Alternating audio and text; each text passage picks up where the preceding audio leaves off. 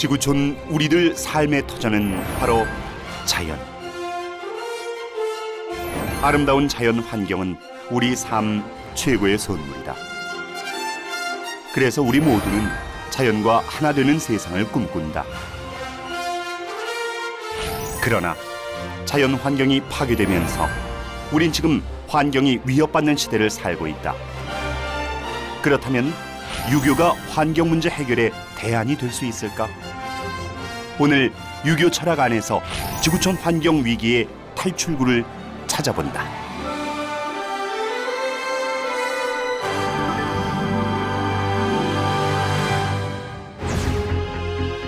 지난 가을 우리 한반도를 강타한 중국발 스모그. 52년 만에 가장 많은 스모그 발생 일수를 기록하면서 중국 전역은 희뿌연 스모그에 잠겼다. 비단 중국만의 문제는 아니었다.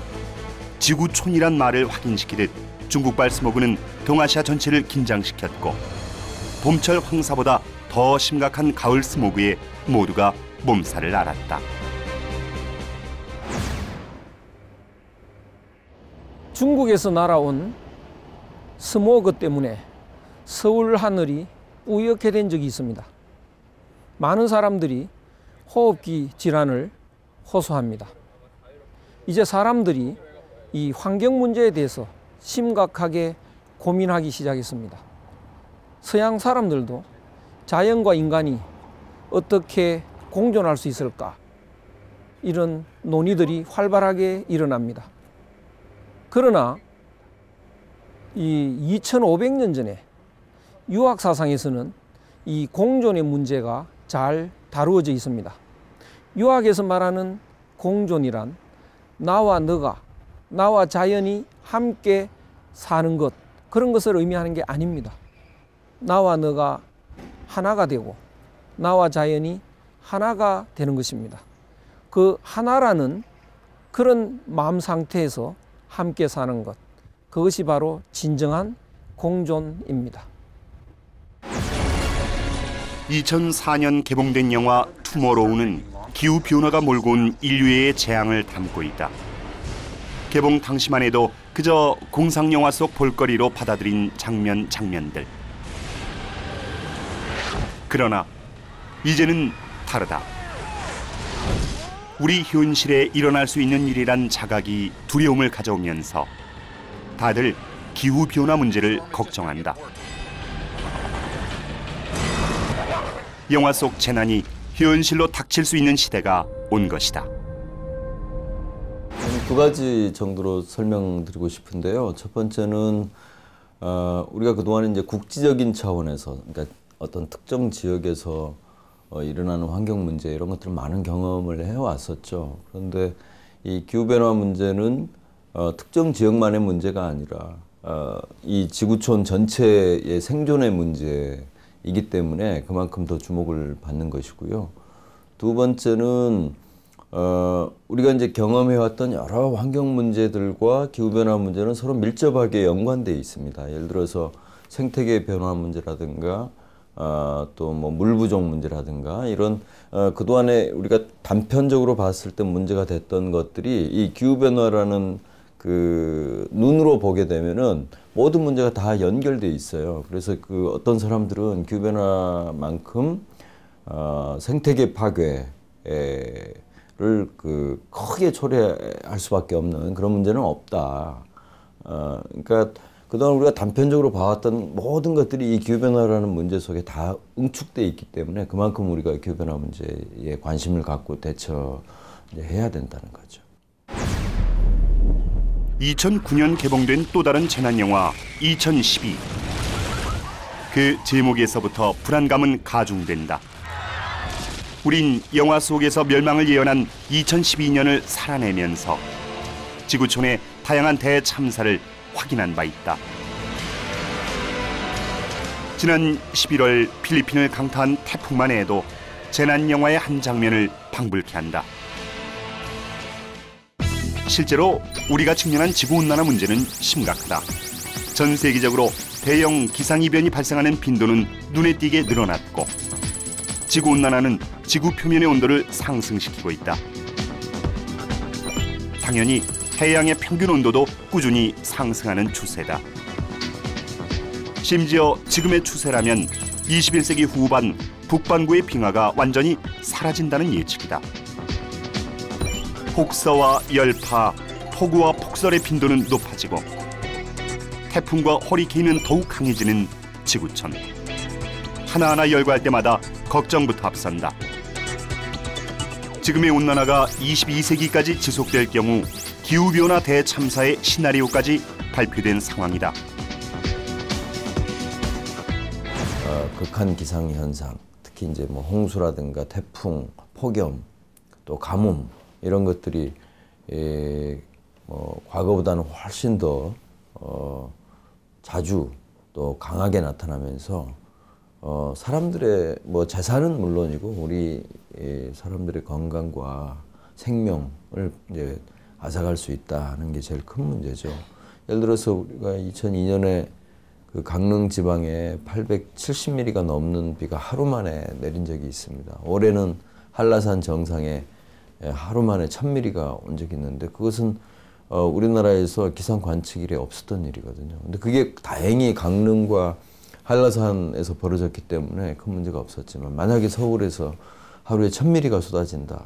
그러면은 지금 우리가 갖고 있는 여러 가지 뭐 사회 기반 시설이라든가 우리 대응 체계를 가지고는 도저히 감당할 수 없는 그런 사태가 벌어질 것이고 거기서 이제 많은 사람들이 피해를 입을 수 있는 그런 소지가 있기 때문에 우리가 그만큼 기후변화는 예측 불가능한 측면이 있지만 또 그렇기 때문에 그만큼 더 사전에 대비를 해서 피해를 줄일 수 있도록 그렇게 해야 되는 거죠. 재난영화 해운대의 흥행은 우리 안에 자리한 환경 위기와 무관하지 않다. 우리나라 역시 기후변화 피해에 직면해 있기 때문이다. 실제로 2002년 루사와 2003년 매미만 따져도 500명 가까운 인명 피해와 12만 명이 넘는 이재민, 그리고 13조 원에 가까운 재산 피해를 남겼다. 문제는 이러한 자연재해가 지나간 과거의 문제가 아니란 것이다. 2100년까지 이런 지구온난화가 계속된다면 2800조 원의 경제적 손실이 예측된다는 연구 결과. 한반도의 미래다.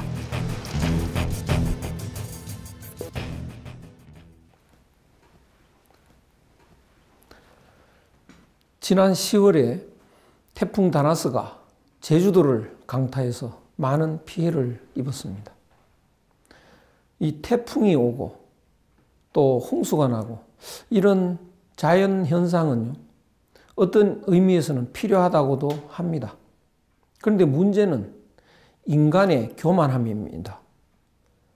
인간은 그 본성이 하늘의 이치고 그 몸이 천지의 기운이라고 합니다. 바로 성리학의 이론인데요. 그러므로 인간이 자연의 모습으로 살 때는 이 자연 현상은 다 그대로 수용하는데요. 인간이 자연과 분리되어서 이 자연을 이용하려고 하는 그런 오만함 때문에 지구가 따뜻해져 버렸습니다. 그래서 여름에 오는 태풍이 10월 달에도 오는 이런 것은 자연 현상이 아니고 인간이 만들어낸 재해입니다. 자랑스러운 우리의 제주는 세계 자연유산이다. 지난 2011년 세계 7대 자연경관 중 하나로 선정된 제주특별자치도는 이미 2002년 생물권 보전지역으로 선정된 바 있다. 그리고 2007년 세계 자연유산으로, 2010년엔 세계 지질공원 인증까지 받았다. 오래전부터 삼천리 금수강산으로 대표되어 온 우리 한반도.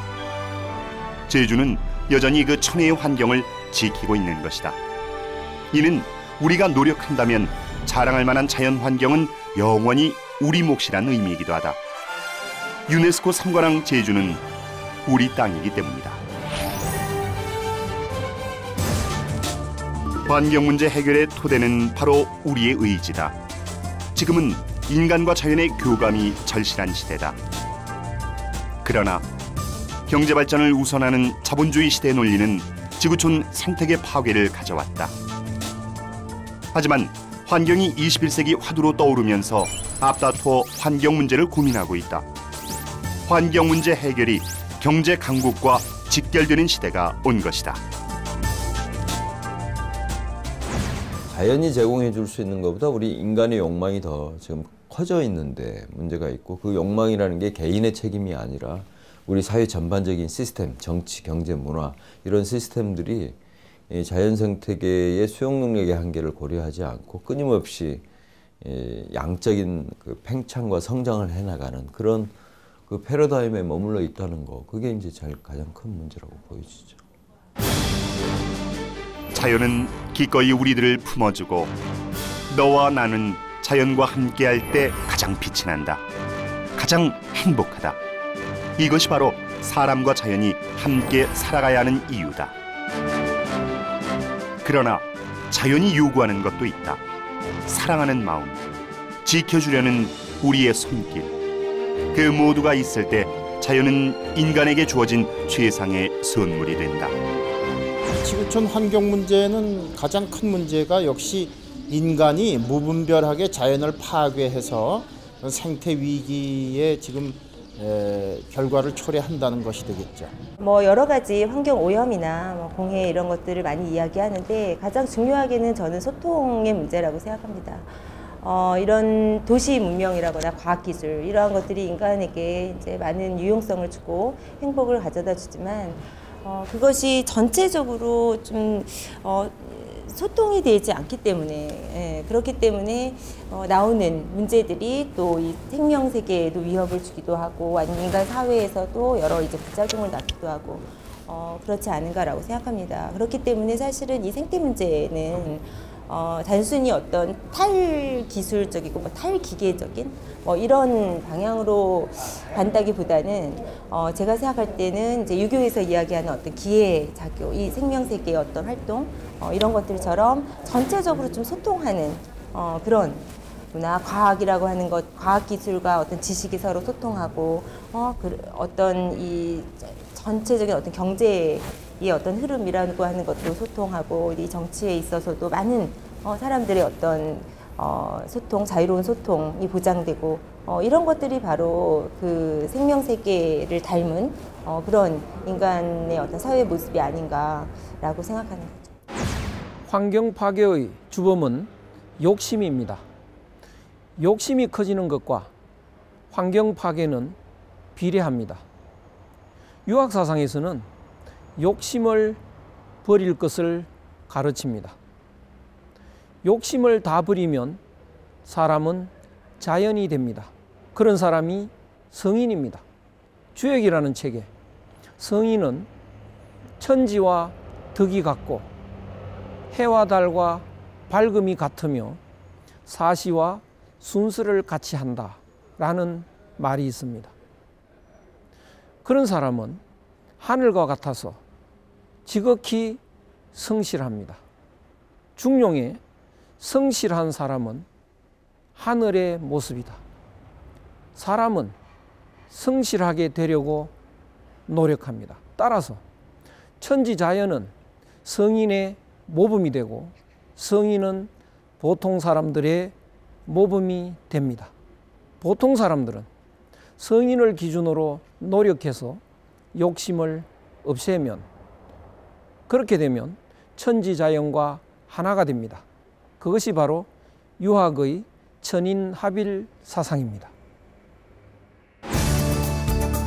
지난 11월 9일 조계사 한국불교역사문화기념관, 이곳에선 특별한 심포지엄이 열렸다.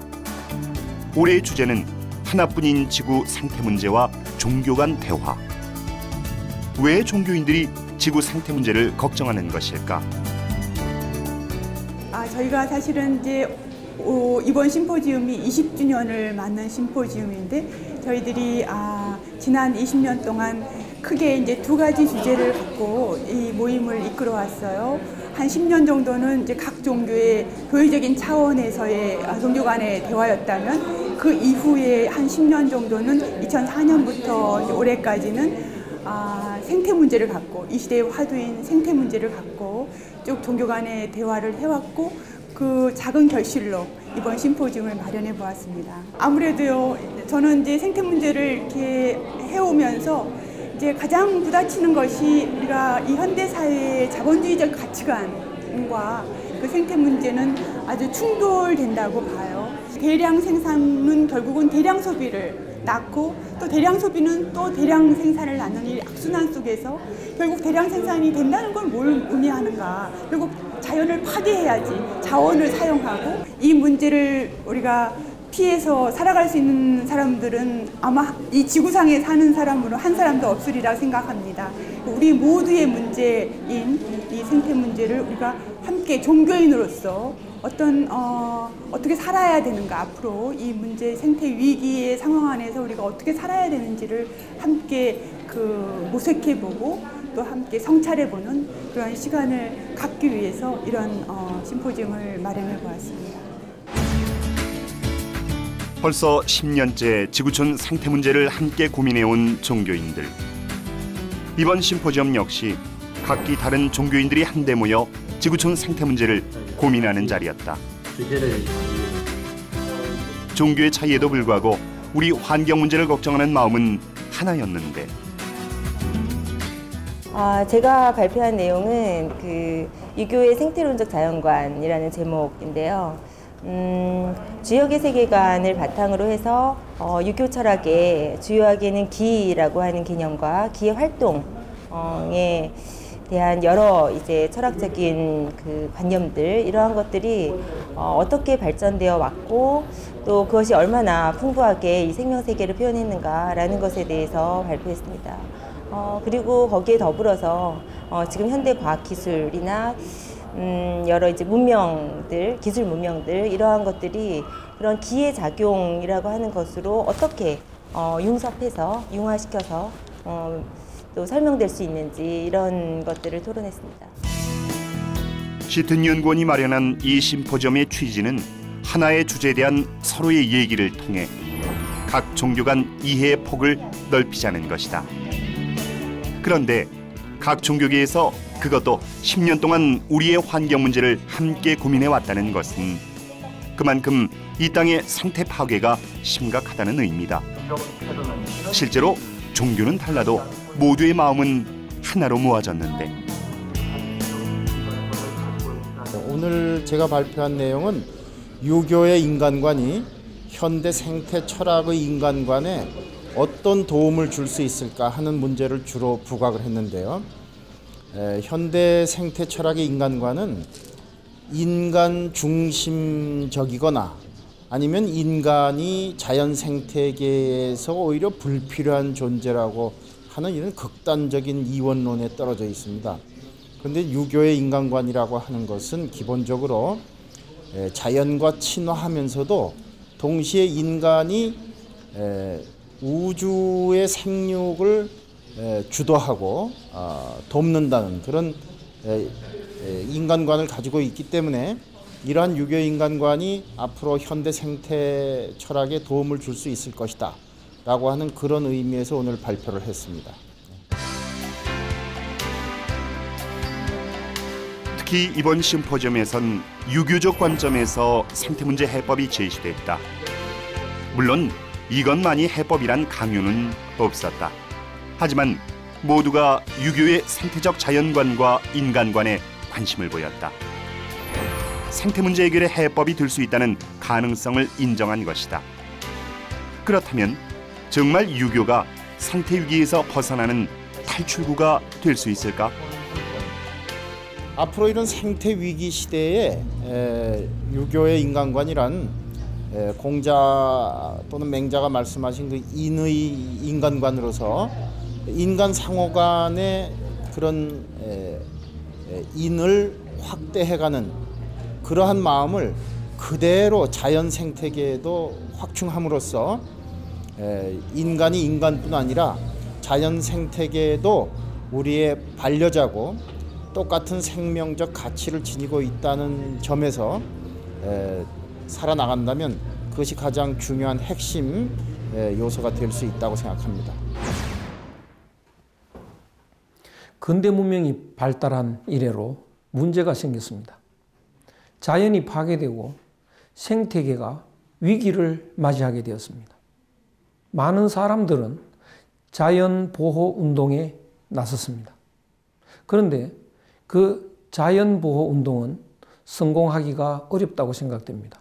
왜냐하면 이 자연이 파괴되면 내가 살 수 없기 때문에 내가 살기 위해서 그런 이익을, 자기 이익을 챙기기 위해서 자연 보호를 한다면 자연 보호하는 것이 손해가 될 때는 하지 않을 것입니다. 유교 사상은 그렇지가 않습니다. 유교 사상에서는 자연을 보호한다는 개념이 없습니다. 내가 자연이었고 자연이 나였기 때문에 원래의 나로 돌아가면 자연과 내가 하나이기 때문에 보호하는 것이 아니라 공존하는 것입니다. 이 공존 사상만이 자연이 완벽하게 보호될 것입니다. 해답은 유교 사상에 있습니다. 지난 2008년 열린 문명과 평화 국제 포럼의 주제 역시 지구촌 환경 문제였다. 이 포럼에 참여한 메리 터커 미국 예일대 교수는 환경 위기가 우리에게 유교가 갖고 있는 잠재적 힘에 대해 다시 생각하게 만든다고 언급했다. 또 인간을 자연과 분리된 것이 아니라 더 큰 생명 집단의 일부로 보는 유교적 관점을 주목한 바 있다. 저는 유교에서 이야기하는 기화라든가 어떤 주역의 생생의 이치라고 하는 것이 이 전체 세계, 아까 제가 말씀드렸던 소통과 통섭 이러한 것들을 잘 설명해주고 있다고 생각합니다. 그렇기 때문에 우리가 생체를 모방한다고 하죠. 요즘에 생체 모방학이 굉장히 많이 발전하고 있는데 그러한 것이 단순히 인간의 협소한 유용성을 위한 것이 아니라 전체 세계를 좀 생명의 세계를 생생하는 그러한 세계를 좀 이해하는 그리고 그런 것들을 좀 포괄하는 그러한 것으로 가야 되지 않을까라고 생각합니다.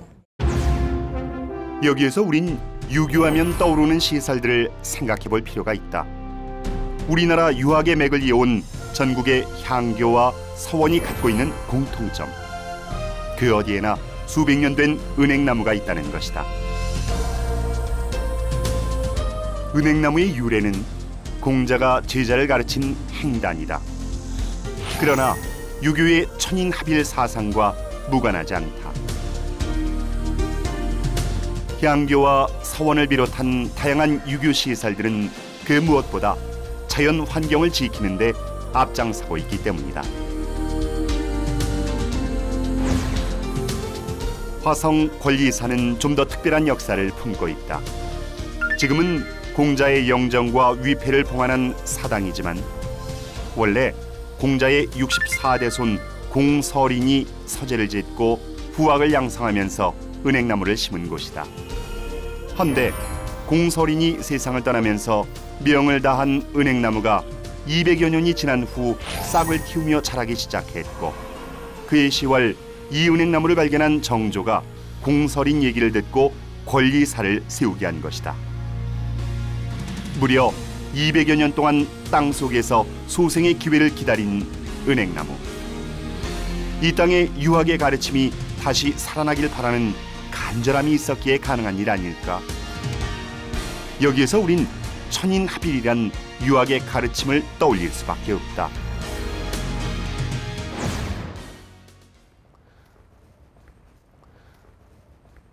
화성의 권리사에 있는 은행나무 이야기 참 유명합니다. 죽은 지 200년이 된 뒤에 다시 살아났다는 것입니다. 정조대왕이 그것을 알고 거기에다가 권리사를 세웠습니다. 행단의 부활을 바라는 지극한 정성이 하늘에 닿았다고 생각됩니다. 오늘날 환경 문제는 사람들이 욕심을 무한히 추구하기 때문에 비롯된 것입니다. 유학 사상의 가르침은 욕심을 줄이는 것입니다. 욕심을 자꾸자꾸 줄여서 욕심이 없어지는 데까지 가는 것입니다. 오늘날 환경 문제는 유학의 부활에서 이 해결점이 찾아질 것입니다. 삼천리 금수강산, 우리의 오랜 자부심이고 자랑이었다. 그렇게 긴 세월 자연과 인간이 공존하는 공간이 여기 한반도였다. 그 시절 자연은 우리의 삶의 터전 그 자체였다. 그래서 우린 묻는다. 아름다운 생명체의 보고, 우리의 산과 바다는 지금 어디에 있느냐고.